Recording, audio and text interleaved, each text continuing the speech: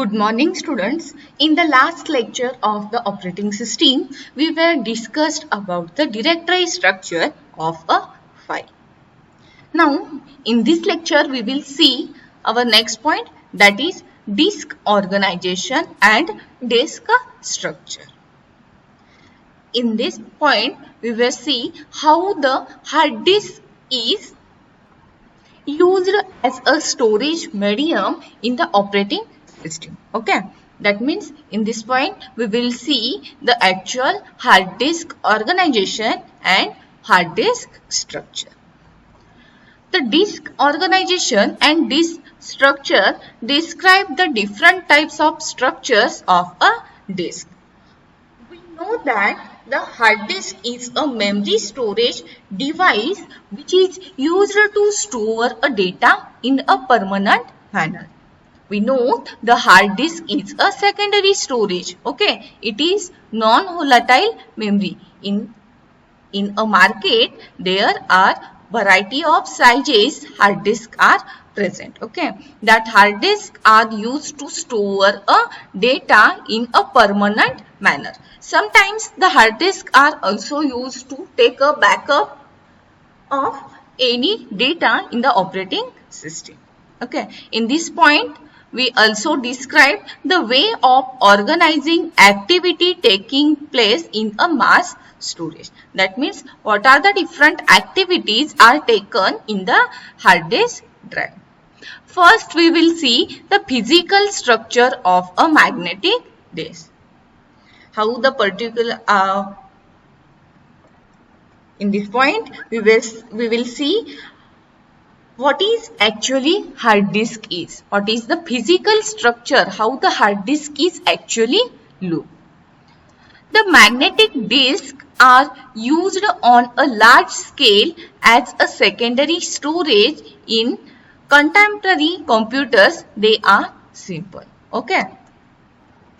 Let's see how the hard disk is look.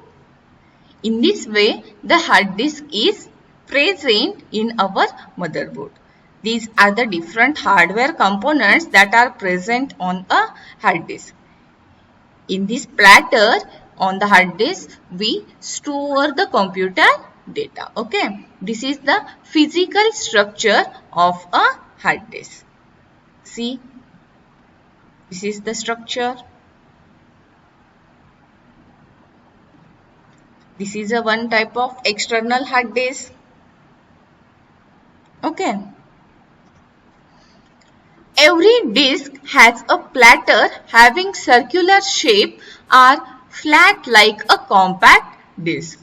Every disk on the hard disk having a platter. Okay. That platter is looking like a CD. Okay. See this platter? This platter is looking like a one CD, and this is very flat, and this is in a circular manner. The diameter of a platter is around 1.8 to 3.5 inches. The normally diameter of a platter is 1.8 inches to 3.5 inches. Okay. The platter has got two surfaces that are covered with a magnetic material. This platter surface both sides covered with a magnetic material. One type of magnetic material is used in a platter. The information is stored by a recording it magnetically on the platter. When you want to store some data to a hard disk, then that information is magnetically recorded in the platter. Okay. See in this figure, this is one platter, this is one platter. These are the different platters that are present in a hard disk. Just above every surface of a platter having a read-write head files. On a platter there is one read-write head. See, this is an read-write head. That read-write head is usually used to read or write the data to the platter surface. This read-write head is used to read or write data to the platter surface. The disk arm comes with an attachment of heads to it. This is an disk arm. This is an arm. That arm comes with an attachment to the read-write head. Here is an read-write head and this is an arm. It is compatible of moving every head as a unit. There is a logical design of a surface. In this surface is divided into a circular shaped tracks. Okay, here this surface is again divided into a circular portion and that each portion we called as an track. Okay, this is an one track. Next, another track is around that first track. In this way, in this surface, in this platter is divided into n number of tracks.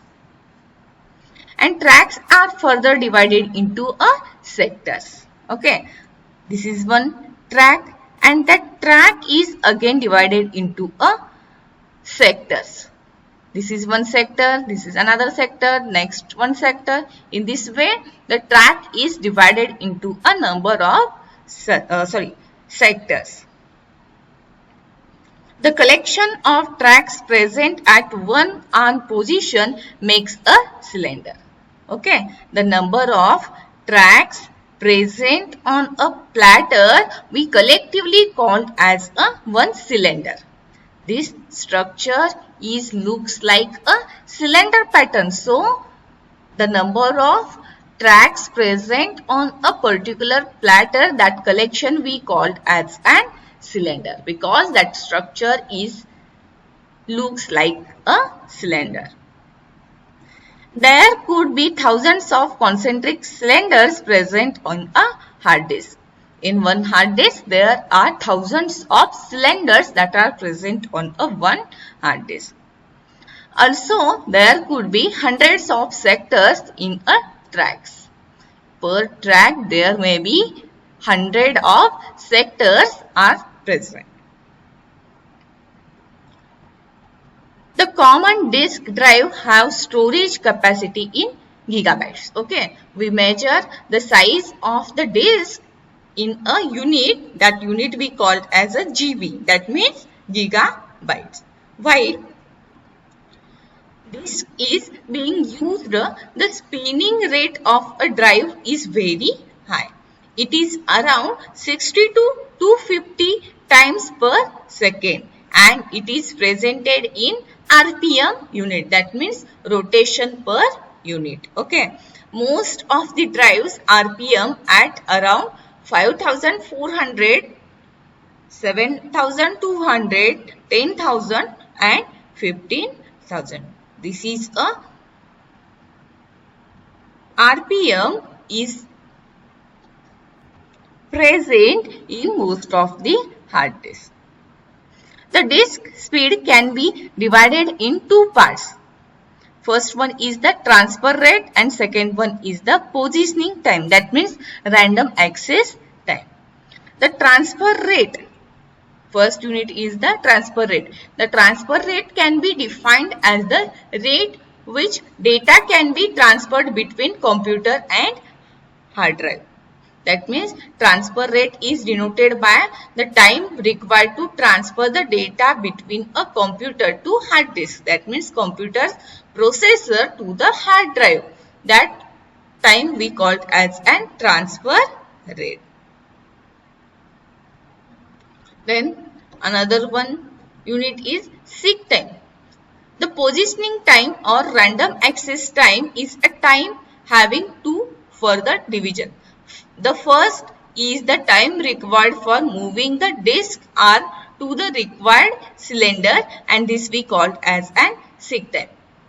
Our second unit of data speed is positioning time or random access time. That is divided into two parts. First one is the Seek time. Seek time means the time required to moving a hard disk arm to the required cylinder. That means to required part to which data can be loaded. Okay, that time we call as an seek time. And second one is the rotational latency. Another division is time we required for the required sector to rotate the disk head. This time is called as a rotational latency. That means the time required for the sector to rotate a disk head. To rotate a disk read-write head. That time we called as an rotational latency. Then next we will see what are the different input-output buses are required for a hard disk.